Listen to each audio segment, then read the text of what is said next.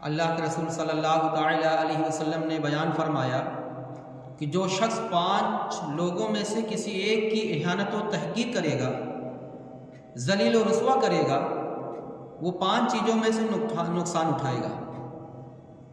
کہ اللہ کے رسول صلی اللہ علیہ وسلم کی حدیث پاک سماعت فرمایا، یعنی نبی صلی اللہ تعالی علیہ وسلم من اہانا خمسۃ خسر خمسۃ، کہ جو 5 چیزوں میں کسی کی توہین کرے گا وہ 5 چیزوں میں نقصان اٹھائے گا۔ نمبر 1، من استخف بالعلماء خسر الدین، جو علماء دین کی توہین کرے گا وہ دین کے تعلیم سے محروم ہو جائے گا۔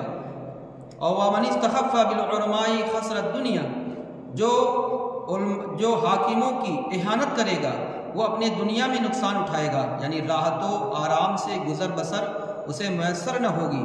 ومن استخف بالجیران خسر المنافع، جو پڑوسیوں کو تکلیف پہنچائے گا،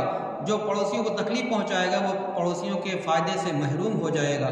ومن استخف بالاقرباء خسر المودہ، جو اپنے رشتہ داروں کی توہین کرے گا وہ رشتہ داروں سے جو محبت حاصل ہوتی، جو فائدہ حاصل ہوتا ہے اس سے محروم ہو جائے گا۔ ومن استخف بالاہلہ خسر طیب المعیشہ، جو اپنے گھر والوں کی توہین کرے گا وہ گھر والوں کے فائدے سے، گھر والوں کی محبتوں سے محروم ہو جائے گا، وہ گھر اس کا سکون و غارت برباد ہو جائے گی۔ اللہ کے رسول صلی اللہ تعالی علیہ وسلم نے جو فرمایا ہے اس پر عمل کر کے ہم اپنی دین و دنیا کو سنوار سکتے ہیں۔